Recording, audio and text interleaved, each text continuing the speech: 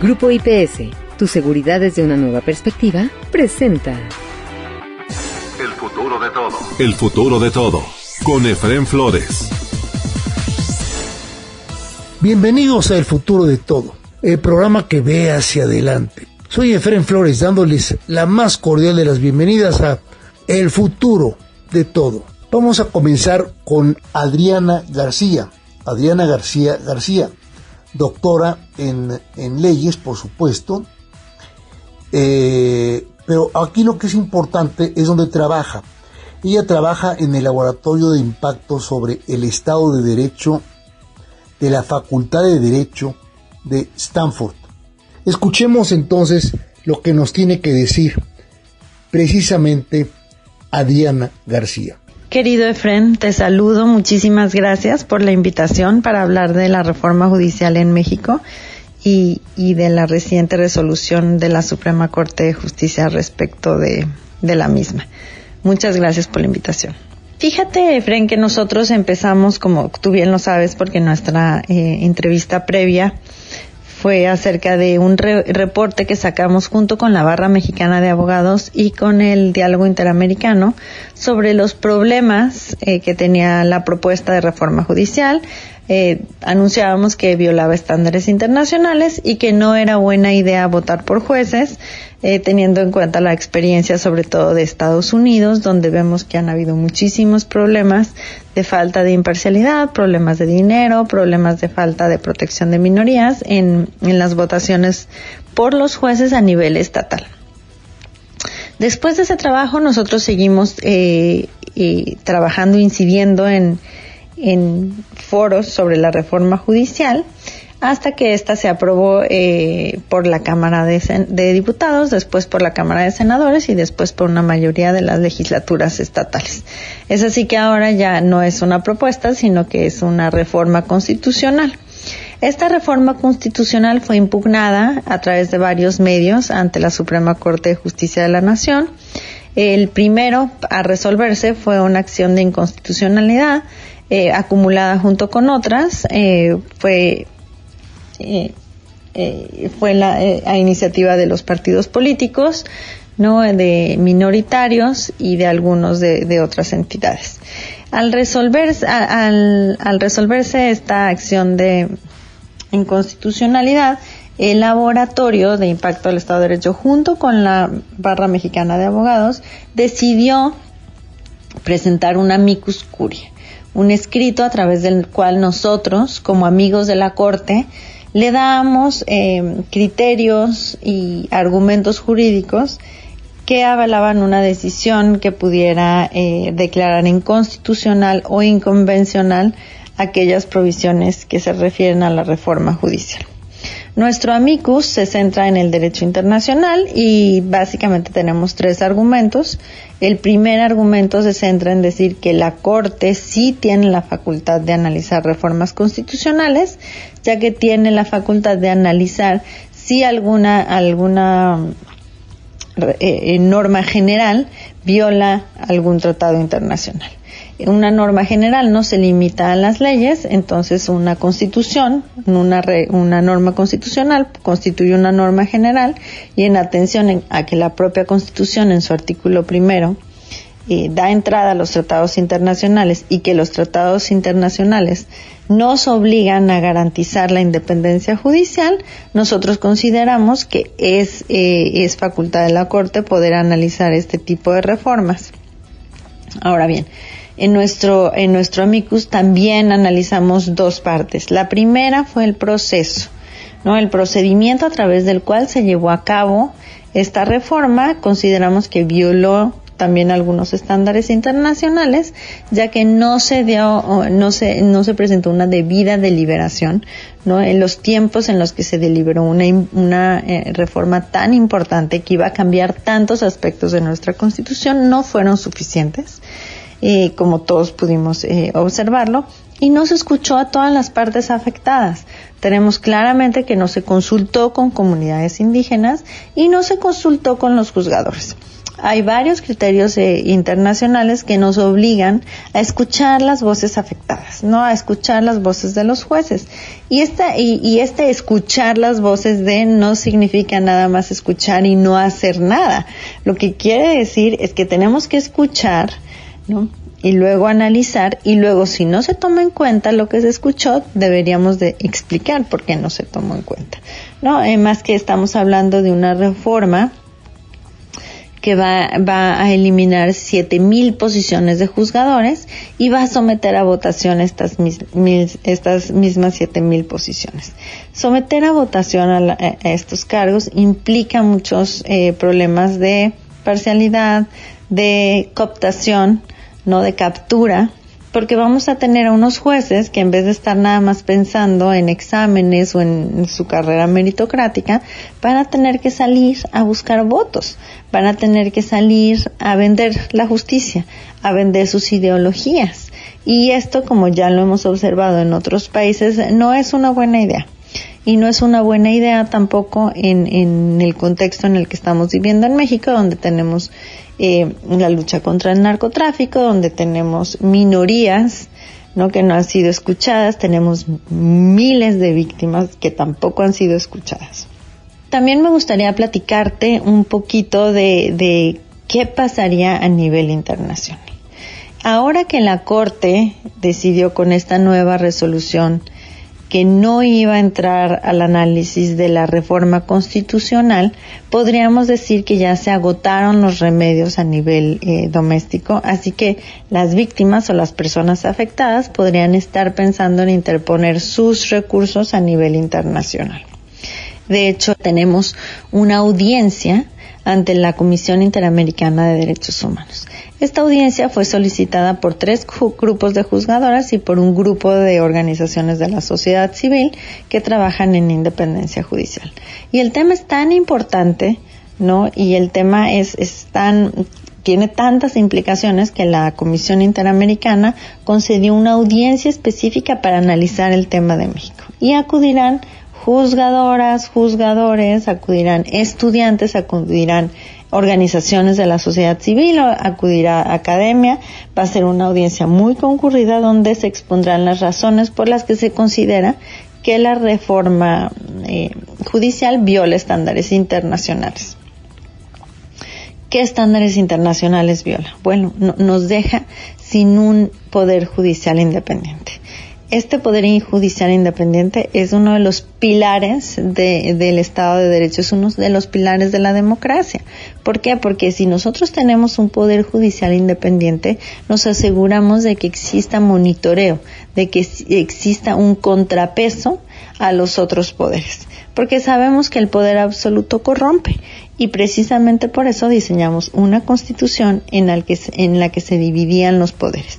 No vamos a dejar todo el poder absoluto en alguno de ellos. Por eso tenemos 3 poderes, ¿no?, los cuales se hacen una revisión unos a otros. Eso es a lo que nos referimos cuando hablamos de pesos y contrapesos. En esta audiencia se verá esta violación al sistema de separación de poderes, al Estado de Derecho, y se platicará también sobre esta recorte masivo, ¿no? Y repito, masivo de juzgadores, ¿no? Nunca en la historia se había visto que un país corriera a 7,000 jueces. Nunca en la historia se había visto que en un país se tuviera que elegir por voto popular a 7,000 juzgadores. Esto no quiere decir solamente un gasto estratosférico, sino una carga muy fuerte para el electorado. O sea, yo voy a ir y cuando llene mi boleta voy a tener que ver 600 nombres de los que no voy a saber nada y respecto de los que me tengo que pronunciar de alguna manera. Esto es difícil, esto ya hemos visto que la gente no va a hacer nada, no va a votar. Si bien tenemos unos porcentajes del 20% de votación, entonces lo único que nos está diciendo es que esto no va a servir para nada. Ahora, ¿qué pasa con mi día a día? O sea, esto cómo afecta a las víctimas. Y me parece muy, muy importante no recordar que las víctimas de derechos humanos en México están cansadas de la justicia, ¿no? O sea, no les ha ido bien con la policía, no les ha ido bien con las fiscalías, no han tenido resoluciones tampoco que incriminen o que sancionen a las personas, por ejemplo, que les desaparecieron a sus hijos, a sus hermanos. Entonces entonces con esto quiero decir que claramente tenemos un problema grave con la justicia. Sin embargo, el votar por jueces, este cambio que nos están proponiendo, no solamente no va a solucionar estos problemas tan graves que ya tenemos, sino que los va a empeorar. Entonces ahora voy a tener un juez cooptado. Entonces ahora voy a tener un juez que le debe su puesto a su vecino, porque ahora para poder ser candidato a juez te piden 4 cartas, ¿no?, de tus vecinos. Entonces no importa si pasaste bien la escuela, si tienes buenas calificaciones, no importa si hiciste un examen ante el Consejo de la Judicatura. No, lo que importa es que le caigas bien a tu vecino y que te haga una carta, ¿no? Entonces esos van a ser nuestros jueces y esos van a ser los jueces que le van a resolver los problemas a las víctimas, los problemas a todas las personas desaparecidas, los problemas a las personas torturadas, los problemas a las personas que no tienen justicia. Lo dudamos muchísimo. Ahora bien, ¿qué significa esto para las empresas? Bueno, ¿yo cómo voy a confiar en un sistema normativo en el que los jueces están parcializados? Los jueces le deben su puesto a alguien. Y aquí me gustaría también apuntar que a lo largo de todo este proceso existieron 500 suspensiones otorgadas por jueces federales que no se cumplieron. Entonces estamos hablando de que ya el Poder Ejecutivo, ya el Poder Legislativo nos dijo, no, si no me gusta tu suspensión, juez, no la voy a cumplir y no va a pasar nada. No, ¿yo cómo me sentiría invirtiendo en un país en el que el gobierno, quitado de la pena, deja de cumplir 500 suspensiones? Me daría pavor, ¿no? Entonces estos son los problemas que nosotros vemos desde el laboratorio. Y respecto de la decisión de la Corte, pues lamentamos mucho que no se haya entrado al fondo del asunto, lamentamos mucho que no se hayan cumplido con las obligaciones internacionales de analizar la reforma judicial a la luz de estos estándares, a la luz del derecho de acceso a la justicia, a la luz de contar con un remedio judicial efectivo, que tengamos justicia independiente, que tengamos justicia imparcial, que tengamos un proceso deliberativo de normas que nos garantice escuchar a distintos grupos y sobre todo a los grupos afectados. Con esto termino y sí te quisiera de nuevo agradecer y contar que nosotros desde el laboratorio vamos a seguir trabajando junto con la Barra Mexicana de Abogados en el tema de independencia judicial en México, y que lo que ahorita estamos pensando es vamos a estar poniendo, ¿no?, mucha atención a qué juzgadores, a quién se va a nominar, cómo se van a llevar a cabo estos procesos a nivel federal y sobre todo a nivel estatal, porque a nivel estatal vamos a tener que ver cómo los estados aplican, implementan esta reforma constitucional. Los estados tienen una gran oportunidad aquí, porque es una buena forma de ejercer nuestro sistema federal, ¿no? Y es una buena forma de decir, miren, aquí vamos a hacer las cosas de esta manera. No vamos a estar siguiendo, ¿no?, con estas violaciones de estos estándares.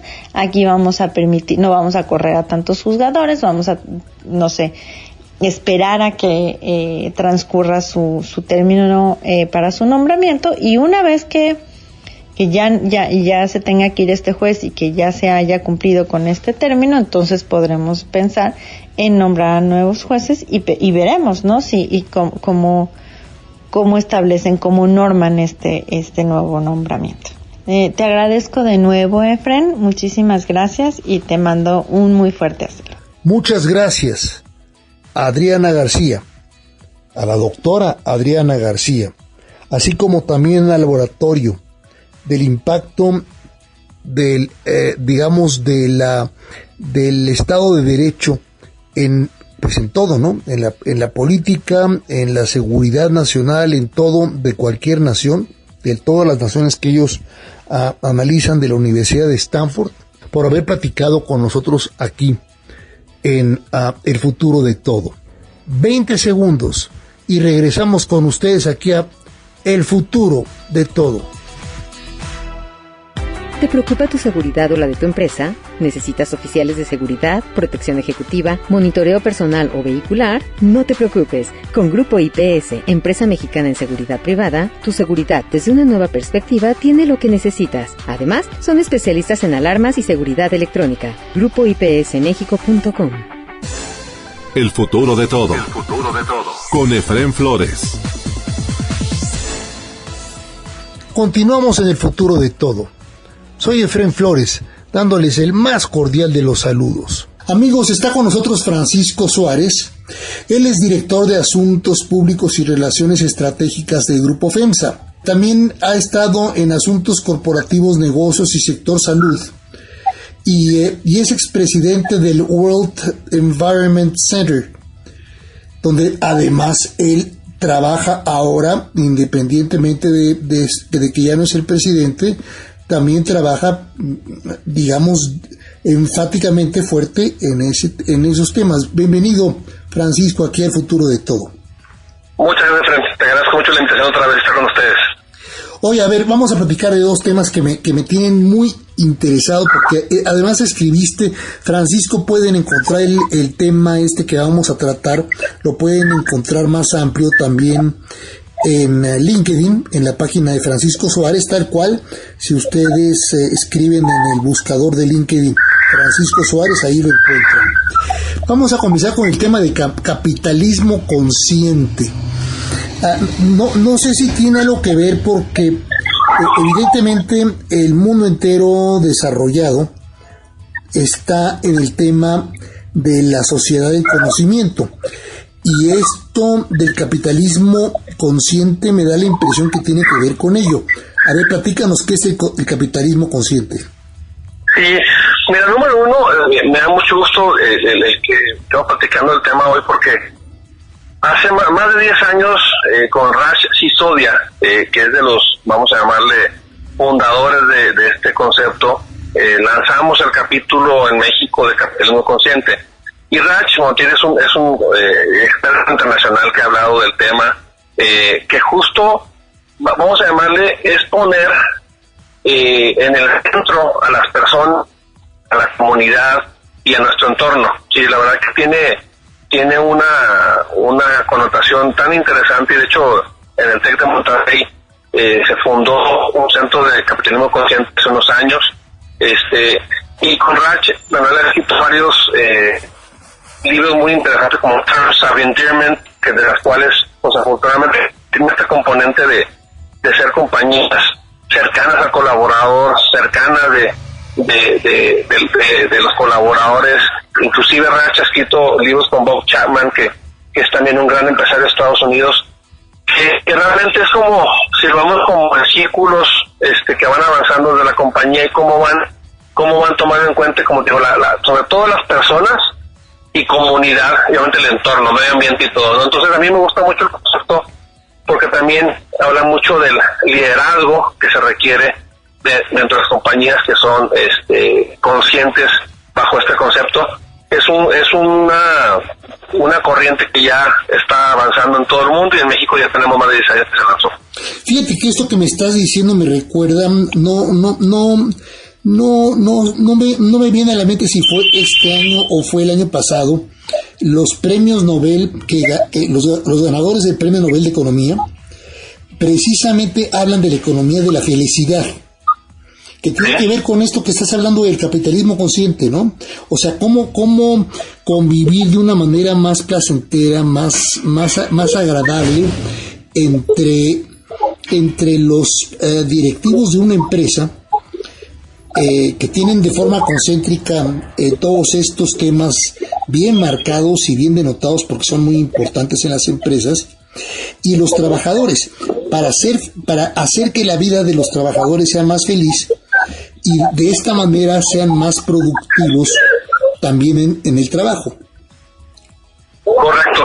Y como te mencionaba, esto también tiene que ver mucho con el tipo de líder, saber escuchar, que va muy en línea con, nos comenta Bob y Raj, oye, el jefe dentro de una compañía, pues una gran influencia en la felicidad que puede tener una persona, ¿no? Entonces, Sí, completamente en línea con lo que mencionas y de hecho digo que es algo que yo he venido siguiendo. Hace un par de años tomé, vamos a llamarle, me actualicé y tomé un curso muy interesante dentro de la Escuela de Negocios del TEC con Raj y nos actualizó los últimos conceptos, últimos libros, muy en línea con lo que acabas de mencionar, Efraín.